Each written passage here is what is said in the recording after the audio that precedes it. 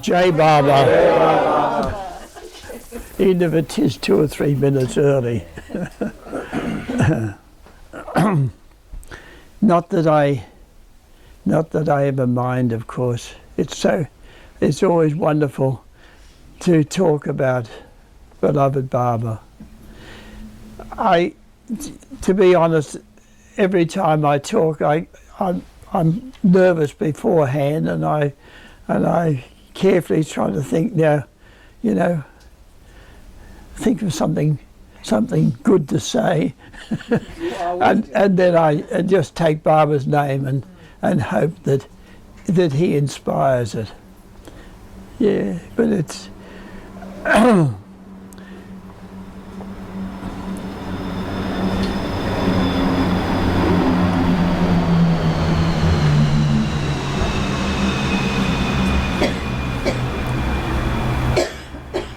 in 1965, when there was, Baba said there was going to be another East and West sahavas. He sent a message to me saying that he would give me 7 extra days. And I was happy, but at the same time, I was also occupied, taking names of those who had come and then noting those that were then cancelling and so forth. You can imagine the process of again organising a sizable party from Australia to India. Then it was cancelled. And I just went on with the work Baba had given me of spreading his name and message. That was what he asked me to do on the first meeting, 54, and each time I was with him over the 5 times, he emphasised that. From memory, it seemed as though there was a greater number of words said by Erich each time, as though sort of nothing's happening so far. Barbara's putting extra pressure, hoping that maybe I'd get better. Anyway, then 18 months passed. I just went on with my work. I didn't. Baba said he would to come, and then he said, "Don't come." Okay, and then out of the blue, I get another message where Baba sends a cable saying, well, seeing I didn't give you 7 days then, I'll give you 14 now. Hang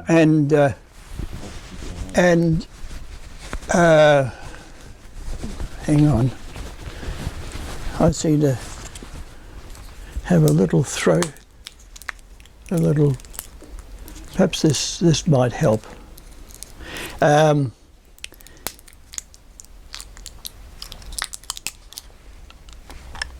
Bill, a question while you're... Yeah. Francis was living there then, but Erich was communicating to you from Baba? Still basic? Yes, yeah. Well, cables came, yes. I would write. There was a short period where Baba said to write directly to him, and then it went back into Francis, and so there would be letters from Francis, and there would be messages embedded in those letters from Baba. I'm not saying every time, but sometimes, and otherwise there would be cables direct from Baba. Some of them are listed in my book. One nice, why I don't know, but it comes to mind. There was a little period of silence. I can't remember what happened, but Baba then sent a cable saying, "How are you?" which prompted, of course, a reply. And, okay, so so I was, of course, receiving this message from Baba that I was to get 14 days and I was to be with him at Meherazad. And of course I was naturally so happy. But when I arrived in Bombay and I stayed the night before travelling the next day to Meherazad, there was some hours of a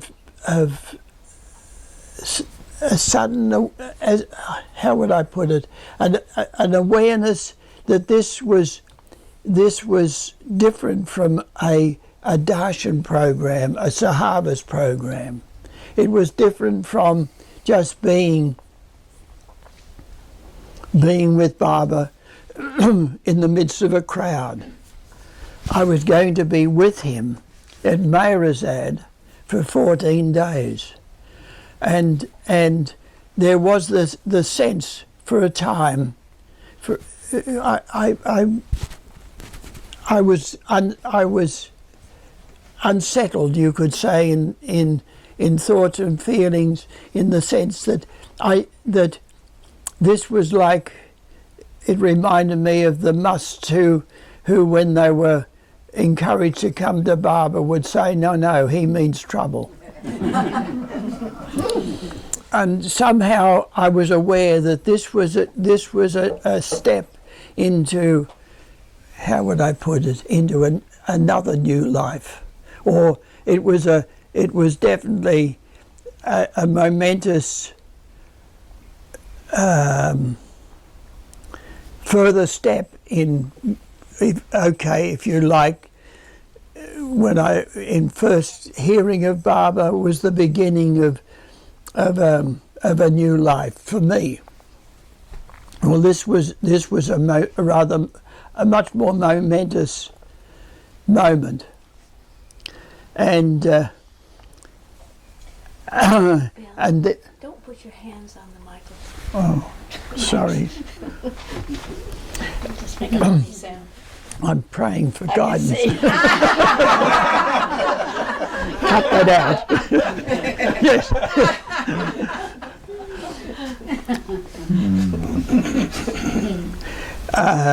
And at the same time, another thing that worried me was being there with him for 14 days. God, I'd have to let me be very careful what I thought about. And then it disappeared, and I fell asleep, and in the morning I'd completely forgotten. All I could think of was the joy of setting off in order to be with him again. And so I was put on the train. I've forgotten. It was probably Nariman. I don't remember. But I travelled train to Pune, met by Mayaji and Donkin. We had lunch, and then we drove. Then Donkin drove me to Meherazad. Well, he didn't drive. He had a driver in that new, the car that you see just a little film of it, maroon, a beautiful English.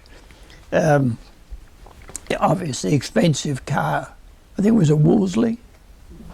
Anyway, and I remember when I was travelling with him, two little things that I remember was Don describing how his first meeting with Baba, he was taken into the room, greeted by Baba, and it was only when he went to leave the room and his hand was on the door handle. This is what I remember. And he felt a shock through his body. And the other thing that I do remember was that he said, that walking in the new life, it was, to him it was like Sunday afternoon strolls. But that was only a part of it. Yeah, we won't go into that. Yeah, and then I got to Meherazad, welcomed by the men Mundali. It was later in the afternoon by this time, and Baba had retired to his bedroom, which was, of course, as you know, in the main house on the women's side. And I slept soundly, woke up delighted in the morning with a thermos of tea. Oh boy. Yeah. I think that was right. Well, what I don't know. Maybe it wasn't. Yeah. Did we have breakfast? Anyway, I'm sorry, I can't remember the sequence, but okay. It came time, and I went in with the men Mundali into Mundali Hall before 8 o'clock in order to be there when Baba came at 8 a.m. That was the time. And Mundali Hall was, of course, as I've said before, was quite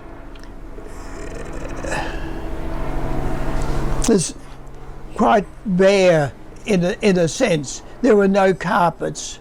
There was the covering of the floor, like a, still there, the bluey canvas type material for Baba to walk on. There was Baba's chair, of course, 2 chairs, 2 simple wooden kitchen type chairs on the left for Bidal and Kaka, who were both so elderly they were no longer able to sit on the floor or squat. And Bidal had illness, and he wasn't there much. He was incontinent at the time, and it became obvious that he couldn't remain there for a few hours with Baba, and so I saw little of him, but I heard him during the night. That's another story. And Karkad had 7 heart attacks, and you know how he would have gone, but Baba gave him water, I think it was water, and he revived, and he lived until shortly after Baba dropped the body. On the left hand side was a low mattress.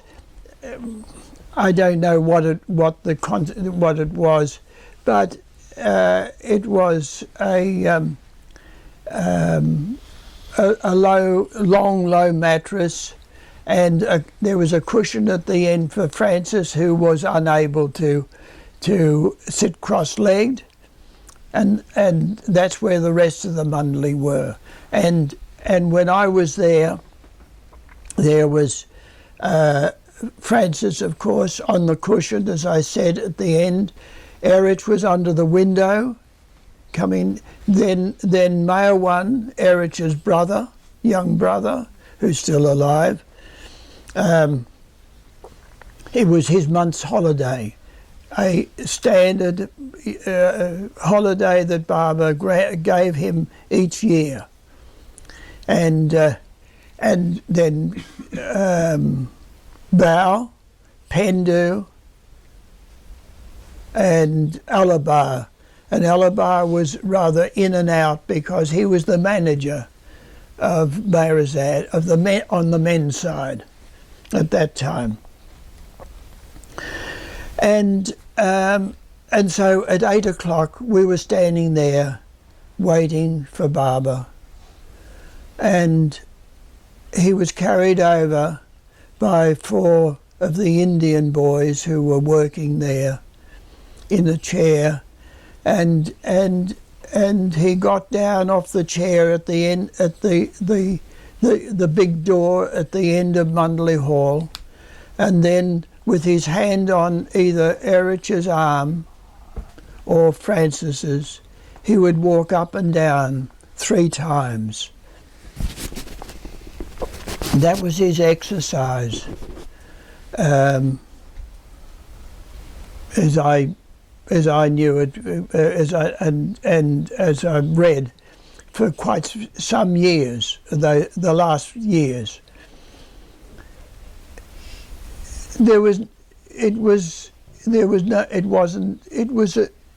It was a straight walk, but slowly, and with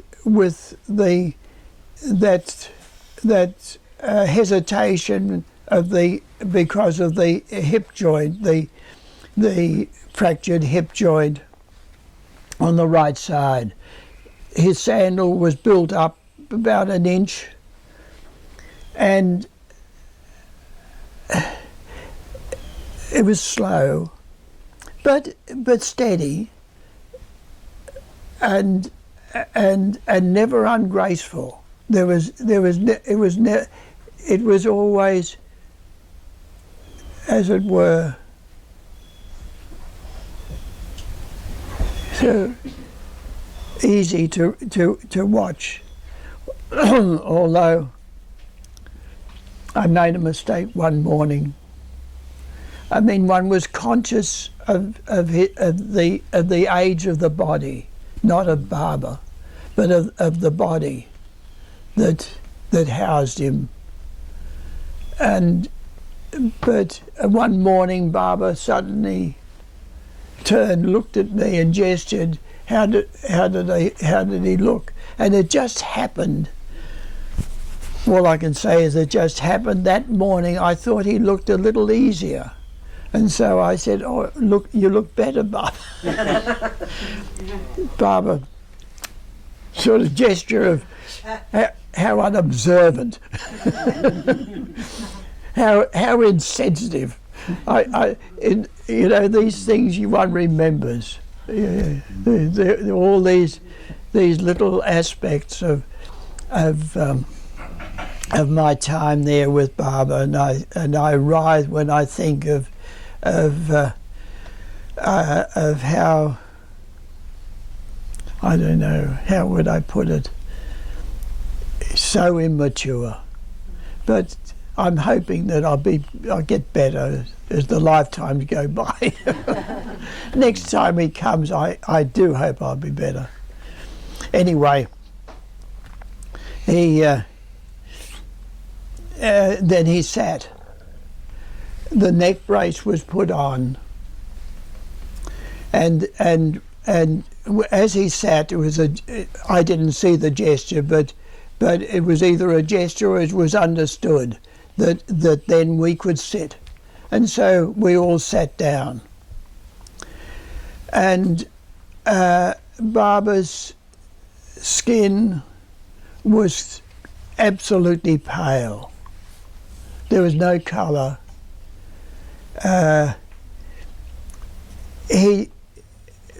Perhaps for my sake, whether it was for my sake or whether the 14 days was spent in activity on Australia, with regard to Australia or other activities, but I was very much aware of the deterioration of the physical cloak that he had of the body, but at the same time, as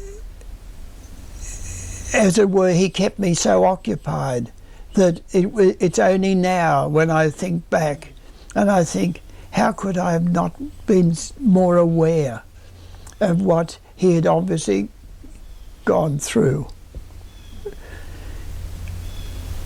over so many years. But there, in those over those 14 days, it was work, and I was happy with that. Actually, only recently,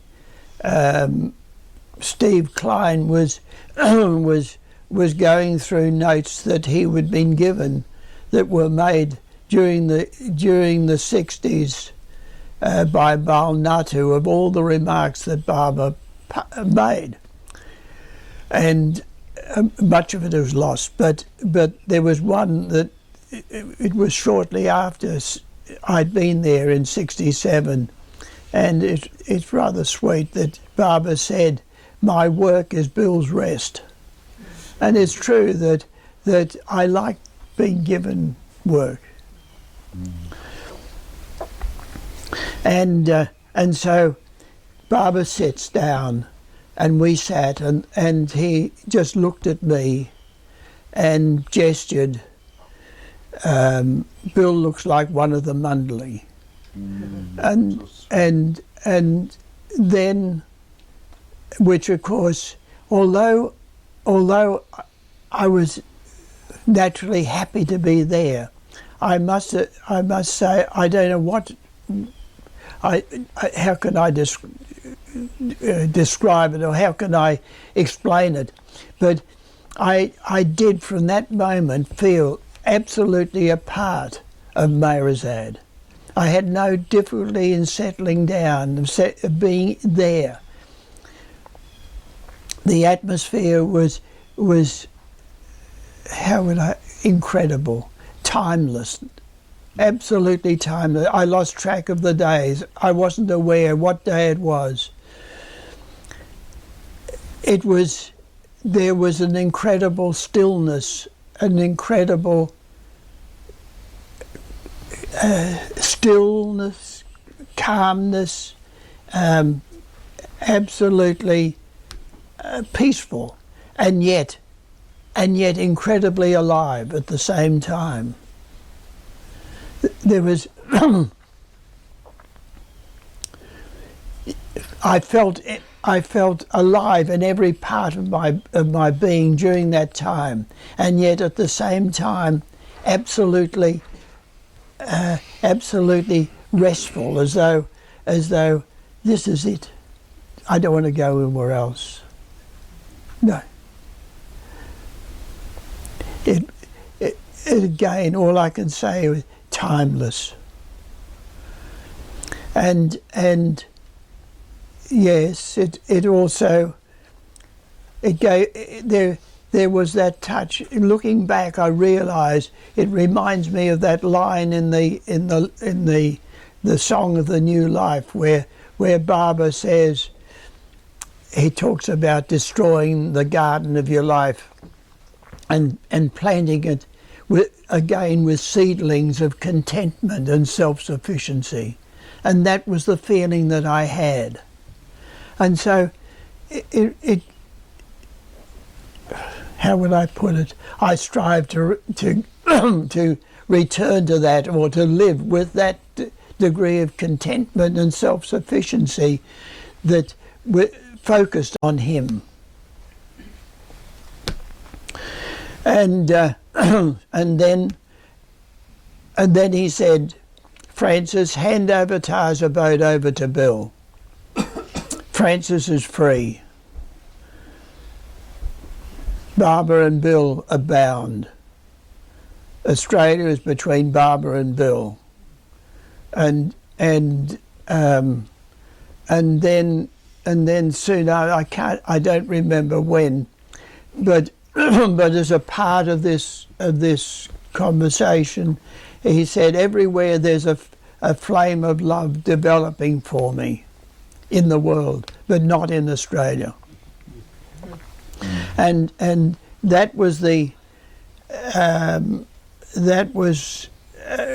one of the patterns, one of the principal issues of that stay was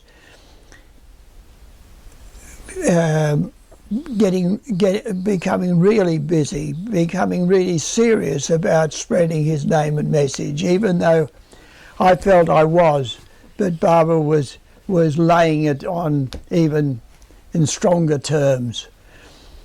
And the other main issue was the development of Avatar's abode, as a place of world pilgrimage. and that was a major theme of over the 14 days. In talking about the development of Avatar's abode, Baba went through the people who were involved, who were connected with Avatar's abode. There were two families living there. The Rouses, Robert and Lorna Rouse with a daughter, Radha, and John and Joan Bruford with two children, teenagers, Bernard and Joanna. And then there were other Baba lovers that were helping, that stayed there for times, and there was much discussion during that 14 days on what to sending a message to each one. And this is an example. I've just picked a few, but the main one that I think is interesting and gives you the idea of the detail that Baba went into during those 14 days with the individuals, with these Baba lovers that were connected with Avatar's abode.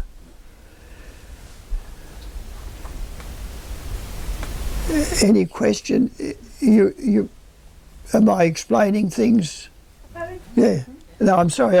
I thought you might. How did you get the notes, maybe? You're all right. Okay.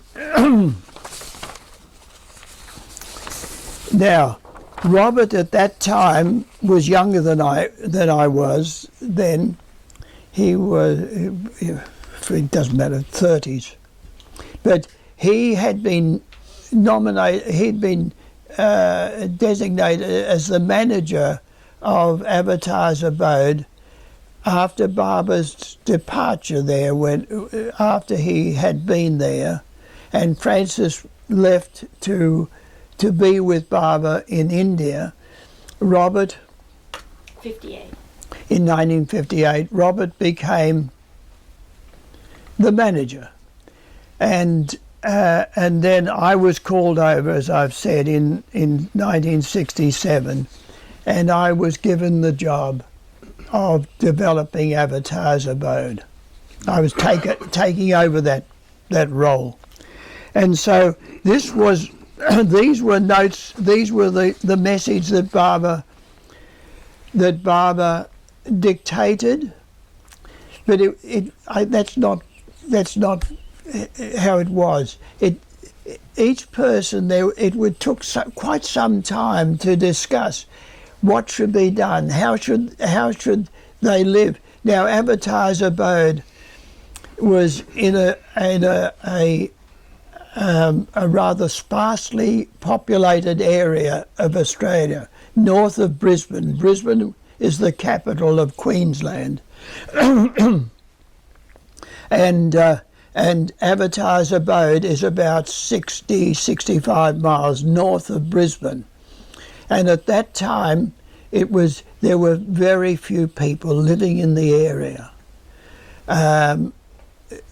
Although it was at the time 100 acres in size. I mean, that is the size, 100 acres. It's at the top of a hill, of a 500-foot hill.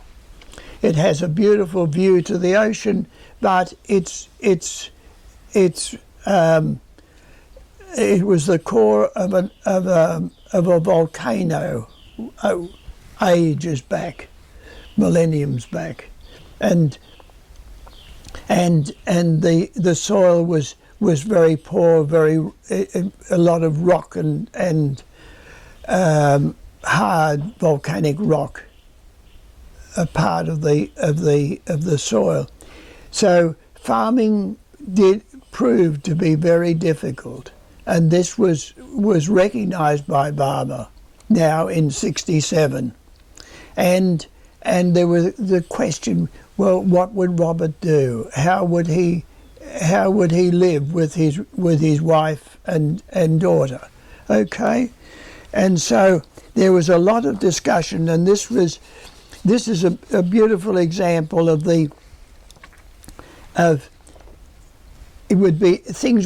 issues would be discussed, suggestions would be made, and then in the evening after the day, Erich, Francis, and myself would gather on the veranda of the cottage where opposite Mundley Hall. I remember being there each evening and writing down what was discussed or decided during the day, and that was of course mainly headed by Erich, who had an incredible memory, quite incredible. And then once that was written down, the next morning it would be read to Barber, and Barber would either approve, yes, right, okay, that, or it would be discussed again or extended further. It was incredible, the attention that Barber gave to a handful of people in Australia, and we were a handful of Barber lovers throughout Australia. There were so few. Barber had been in those three eastern states: Victoria, Melbourne, the capital of Victoria, in the south, Sydney, New South Wales, and now Queensland. But throughout those three, how would I put it? Well, the number of Barber lovers, including the children, who were there in 1958 when Barber came the last time, it was 55 or 56. Sorry, one or the other. And yet the time that Barber spent, this was so important. What do I know? All I can say is that it's so clear to me that Australia must have a role in Barber's cause over the next 700 years. There's no question, because of the time that he spent talking about the development of Avatar's abode and of the handful of people at that time who were involved with it. And yeah. So this was an example. Robert is not to feel in the least that he is being bypassed in favour of Bill. Barber is well aware of all the difficulties he has been through and is well satisfied with all his and dear Lorna's efforts over the years. There are no personalities in Barber's work. An important point, isn't it? Barber alone does his work, but it pleases him to use this one or that one in his work. Now a new phase in the development of Avatar's abode begins, and it falls to Bill to direct it. And Barber wants Robert to wholeheartedly cooperate with Bill and work under his direction in the development of the place. In so doing, Robert will be cooperating directly with Barber in his work in Australia. And then these so basic, so human. Robert is to discontinue farming and earn his living outside. But Barbara will not be happy for him to remain a day labour. You know, isn't it beautiful? But wishes him to look around and get a more remunerative job, one that will enable him to keep himself and his family in good circumstances, have his own car for going to work and for visiting, etc. I'm so human. It was just incredible. The attention that Barbara gave. I could see him sitting there listening as we made suggestions, as we would talk and bring things up, and Barbara would often go like this. You could see him sort of thinking about it, or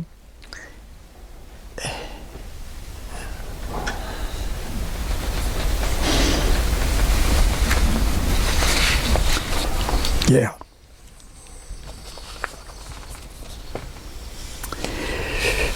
Everyone at Avatar's abode should establish himself as a person of consequence in the district. I love that. So that the whole district can gradually be won over to Barbara. I like it. So that Avatar's abode becomes a place towards which all eyes turn. Barbara wishes Robert and Lorna to get out among people much more than they have been doing, and to entertain more people in their home, never forcing Barbara on people. It is in order to make this possible for Robert and Lorna that Barbara wishes Robert to discontinue farming. Robert and Lorna will continue living in the farmhouse, rent-free. That was to help them. Avatar's abode at that time, in 67, there was the Brufords, John and Joan Bruford that I mentioned. They had built a house on the abode as Barbara permitted them to do so. And Robert and Lorna lived in the old farmhouse that was there originally. When the property was bought, it was a rundown pineapple farm. Very rundown, very overgrown. It had been abandoned or, vacated quite some time. And the farmhouse was then moved on the back of a truck. I'll never forget going down the slope of the hill to where it was put on another ledge further down. And that's where Robert and Lorna lived and did so until they died. Robert died recently. A few years ago. A few years ago. Yeah. I lose track of time. And apart from that, there was only Barbara's house, which we had built for him to occupy, and a meeting hall close by, which was very unfinished. That's another story. I've talked about that at other times. Okay. They will also continue to have their present garden area, and that also should be a delight to the eye. Robert should contribute 1 day's labour a week under Bill's direction to the general maintenance improvement of the property. And so it goes on. But the main thing was I'd like just to convey the loving human natural attention that Barbara gave. The creator sitting there, spending hours each day on, as I said, a handful of people.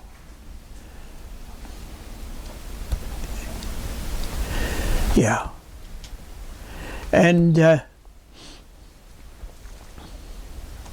And then at the end of the session in the morning, Baba would get up and we would rise and he would then be helped out to the chair that would then carry him back to the house. And then in the afternoon there were times when he would return, but other times he would stay, and correspondence, Erich Bau would take correspondence to his bedroom and read to him there, and he would dictate whatever replies that he would give a response of correspondence. There were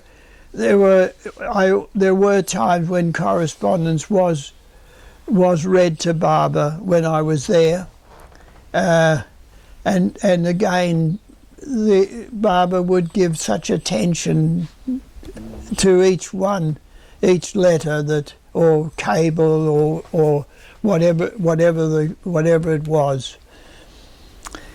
And I was given one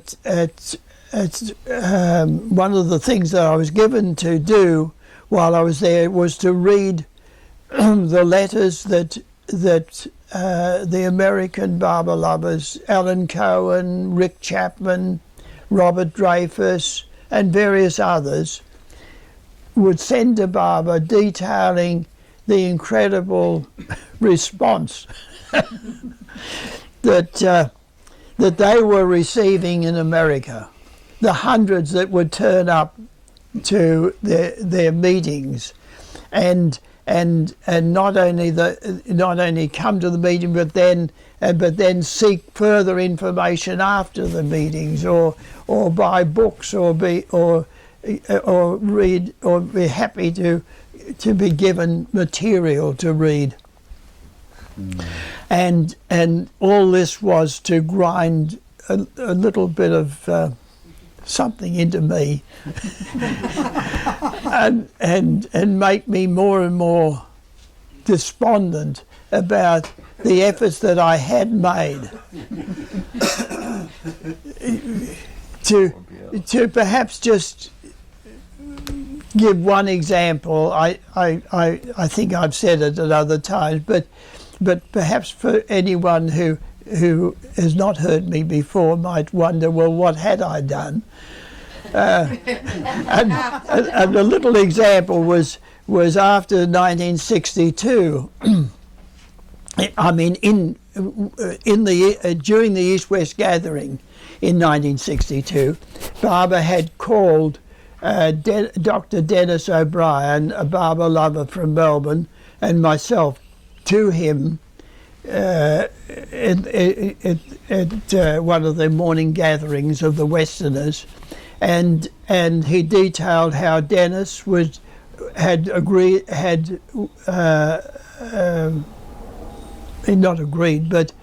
volunteered the money that would take to publish the Everything and Nothing, which had been prepared, those discourses and messages of Baba's, and that I was to publish them. And I remember him handing me the manuscript in that big hall of Guru Prasad, and I was so happy. I thought, oh, good, this will really do something for the spreading of Baba's message in Australia. This was a whole new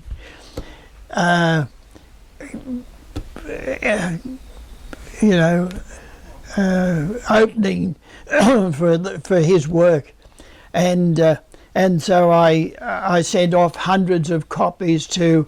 I got hold of the publication featuring all the literary. The men of literature around the world, in the Western world, English, and I sent off copies, to various England and other countries, and also all the newspapers in Australia, and nothing. I'd get some replies back, thank you very much, and when I've got time I'll look at it. That sort of response. And so then I thought of a leaflet that would feature, which I had a photograph on the cover of this leaflet, and inside were two messages from the Everything and Nothing, and on the back was an order form. And so because of lack of money, myself mainly, with some assistance from two or three others, we distributed something up to 65,000 on foot at night. After work we would go up and down an area. I picked an area which I felt was good, solid middle class, and more likely to read material, more likely to be more interested, I hoped. And and then I'd mark off the streets. So I've lost it, but we covered quite an area. And of those 65,000 that were distributed, we got 24 replies. And although I sent the books off with a nice covering note, well, I thought it was a nice note, welcoming, further inquiry, nothing. That was it. So, with Barbara looking at me and saying that, everywhere there's a flame developing, but not in Australia, and then reading these incredible letters, the incredible response that was being received in America. It was wonderful on one hand, but it made me writhe. And so eventually, towards the end of my visit, I one evening I said to Erich, we were sitting there again compiling notes of what was being said and decided during the day. And I said, Erich, it's quite obvious that Barbara needs a better man than me. I'm just obviously not the man to do it. And Erich quite simply said, tell Barbara, speak out. I mean, quite quietly. It was said in a natural tone, as though, well, why wouldn't you? Just on his shoulders, then. It's a little cool breeze coming back. Oh, God. Thanks, John. Okay, I'm not an invalid. And some water, please. Yeah. All right. God.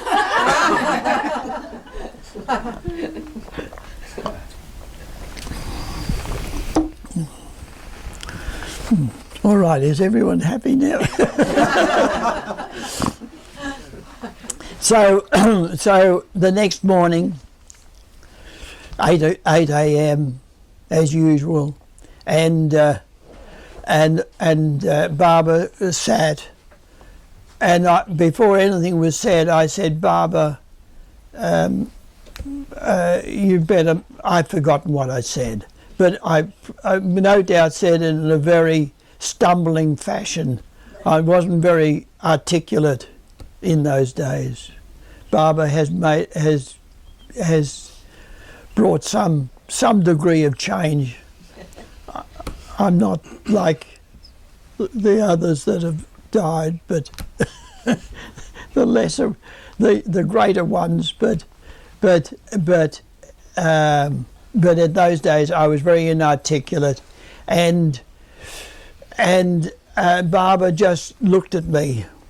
There was nothing said. He just went like that, which I knew, of course, meant turning the key. Mm-hmm.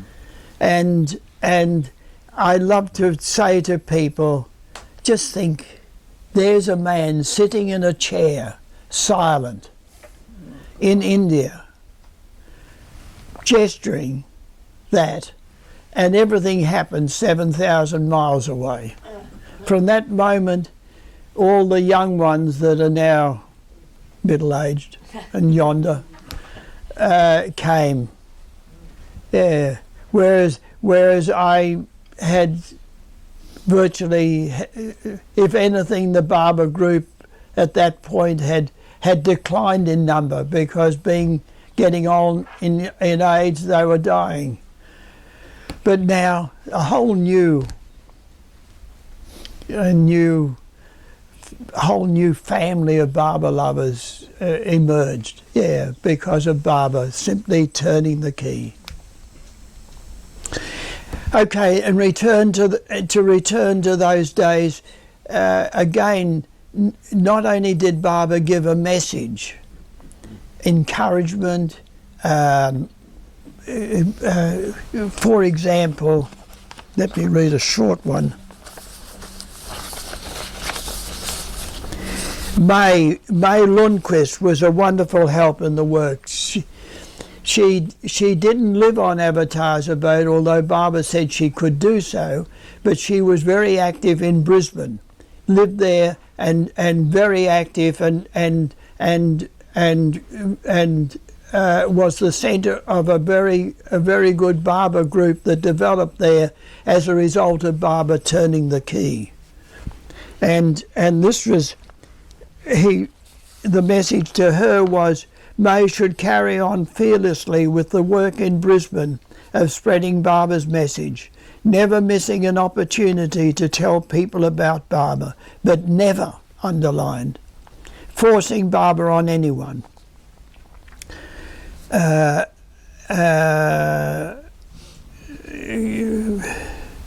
Barbara knows what Avatar's abode means to May and how she has all along helped in every way to make it his place. She should always regard it as her home and her place of retirement when that time comes. And he knows that she will lovingly and enthusiastically support Bill with labour and money in his task to make it one of the great places of pilgrimage. There was always a direction, an encouragement, an appreciation in every case. He also was... May used to put like posters in the buses. I mean, she was really hot. She was wonderful help. I loved what she was doing, and she was a great help to me, no doubt about it. And Barbara would also be concerned with, for example, he asked me how much I earned. I was a consultant, and it fluctuated so much. I didn't have a figure in my head, but he told me I should, at that time, I was to earn $5,000 a year, which doesn't mean anything now. And then he expressed concern about my health. I had been working very hard, working during the day on my work and consulting, and then doing other things like distributing the leaflets. And Barbara, then, as a matter of interest to people, I mention this simply because it might be of interest generally, that he told me to eat meat, have more protein, meat, fish, eggs, cheese, and at that time to take vitamin pills. He expressed concern for Joan, my wife at that time, and prescribed certain injections for her at that time, and advice about like going out more. Again, so loving, so simple, and going to that trouble, as I keep saying, for the this little handful of people, and that illness of Joan, that not illness, it was being generally pulled down in health, you could say, and that was the basis of a little episode that occurred. Barbara was walking up and down one morning with his hand on Erich's arm, as it happened, and each time he passed me on this occasion, he looked at me sort of, I can see now his eyes moving and looking at me in such a way that made me feel I wanted to sink through the floor. I didn't know what I'd done. I didn't know what it was about, but I felt like disappearing. Such was that look. And then he stopped, and he gestured towards, I had hairs growing on my cheekbones here. I had shaved everywhere else, but as it happened, I had some hairs growing there. And he looked at, with a mixture of distaste and query, sort of at those hairs, and I said, "Oh, Barbara, they grow faster if I if I shave them." A ridiculous excuse. And Barbara gestured, "No wonder Joan is pulled down in health." Looking at those each day. Yeah, that was one of those little moments.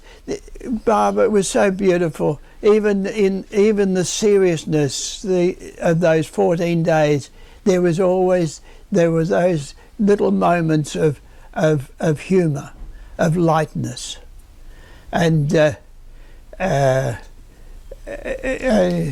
you know, for example, often in the midst of the sessions, Francis would get up and go out of Mundley Hall, and then come back. And on one occasion when he got up and walked out, Barbara looked sort of puzzled, gestured puzzled, sort of like, what? How come that Francis is always going out to pedal? Yeah, I mean, very, very human, very natural. Yeah, and but sort of like even God couldn't understand why he had to go out so often. And then on another occasion, I was sleeping in a room. On one side of me was Francis, who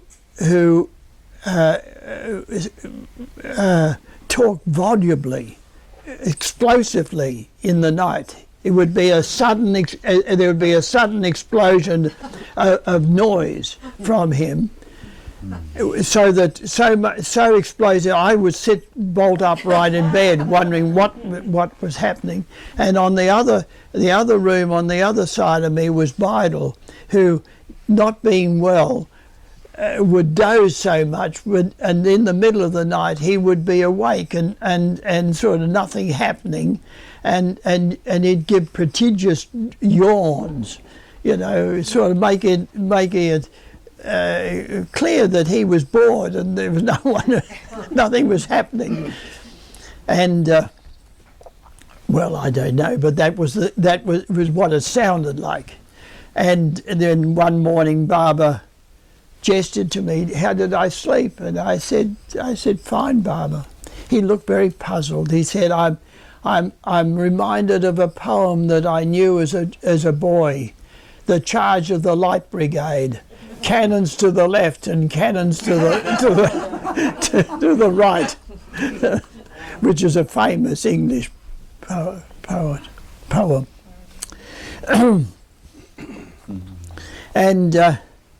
And so those days, what the other side of it, there was that side, but the other side, which meant so much to me again, in the years, and still do, absolutely no question, was what Barbara taught me, what Barbara instilled in me or awakened in me, however you like to put it, which was made often so clear to me by the evening walks that we would do, that I would do with Erich each evening. Erich, Mayawan and myself would each evening would go for a long walk, and Erich would tell me stories, and also in a natural way give counselling.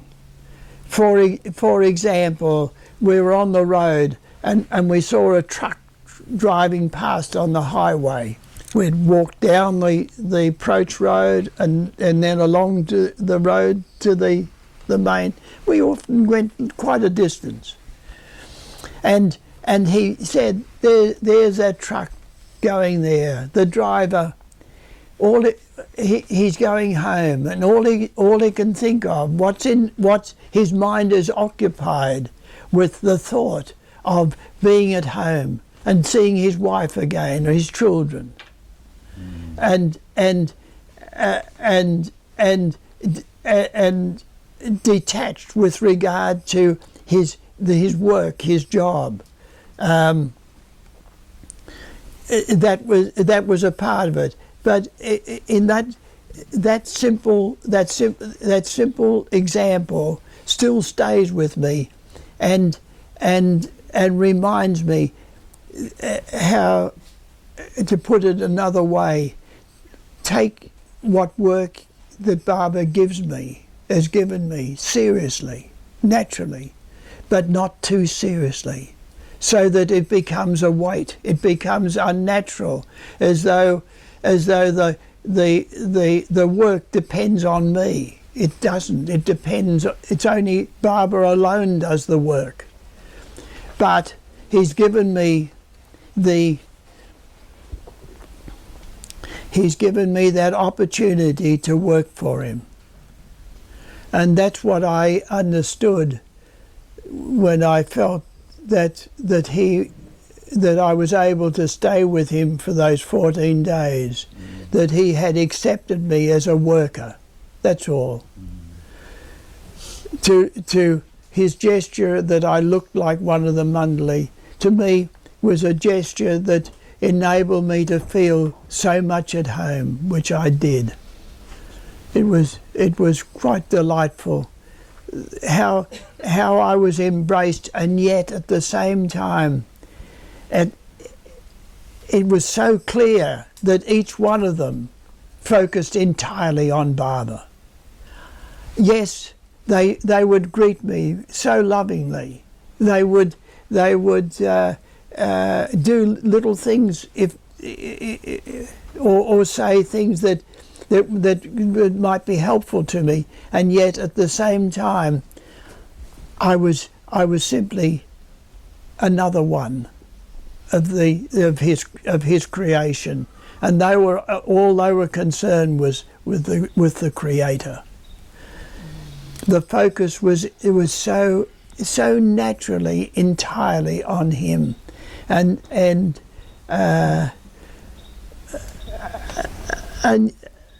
yeah, it's sort of beautiful naturalness, and that was another thing that came home to me so much with Erich and the others. That was another lesson, that to be natural, just be oneself. Don't try to be spiritual or well, this is a very serious business, this whole matter of spreading his name and message, and yeah, no, be natural, be light, because it's in his hands. But how wonderful that he gives each of us an opportunity to express, to serve him by thinking of him in whatever situation we're in, which would naturally, as it were, affect the atmosphere, help help in terms of the horrible state of the world at the moment. And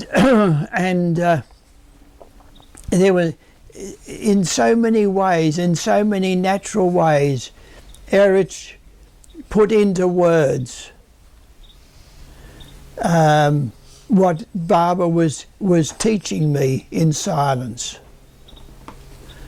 Again, another word that Erich used often was nakedness. Become naked in the work.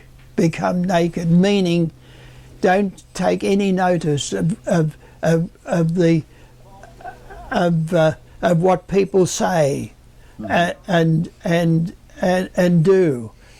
Focus, keep your focus on him, and disregard the insults or the rejections, the humiliations that one naturally does get by trying to serve him, trying to do work in any way whatever capacity one can be for him. And yet at the same time, in the midst of that, one does become aware of how he supports one, irrespective of the little trials and tribulations that he hands out to one, and yet his hand is there.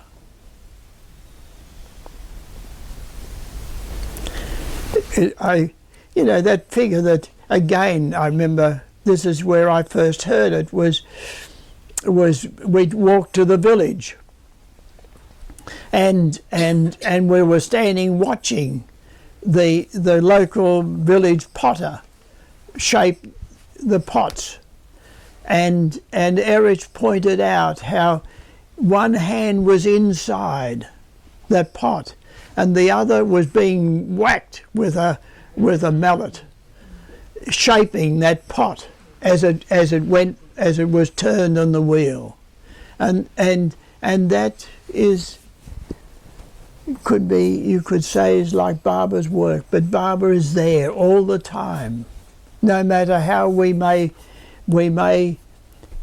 apparently suffer with those blows that he gives us for our development. But he's there supporting, saying, it's all right, I'm with you. That period, there's so much more that I could talk about, but it's after 5:30, 4:30, sorry. Can you describe your final parting on that trip to Nepal? Yes. Interesting. I was so pleased. I was so happy at that whole 14 days with him. I was so happy, and I was so happy that he'd given me this extra work to do, the development of a place of pilgrimage for him, a place of world pilgrimage. Oh man, I was all ready. And what I was conscious of was that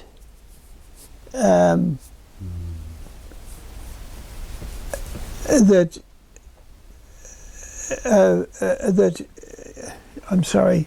No, I forget that. At the last, he gave.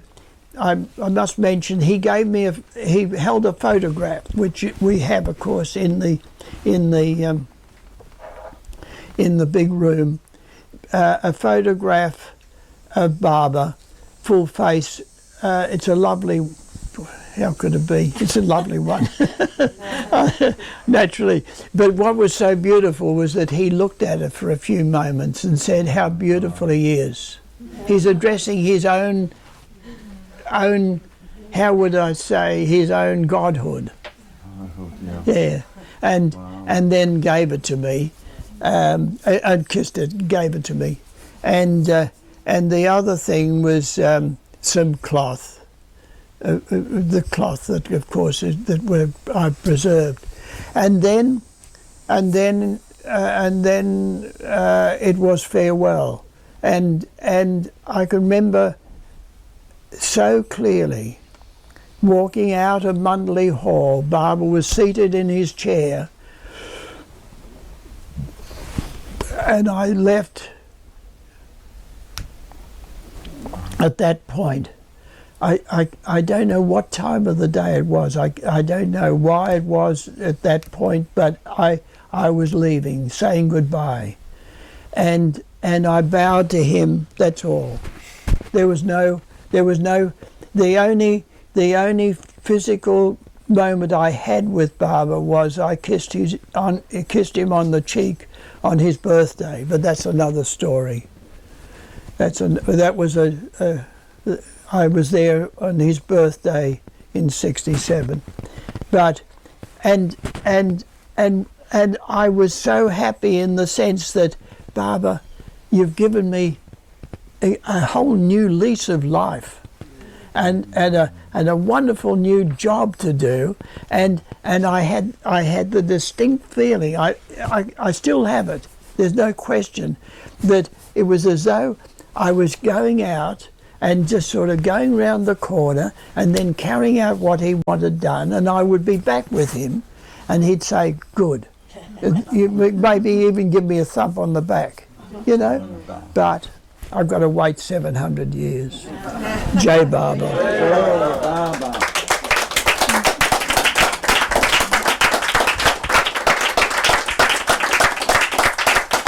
Thank you.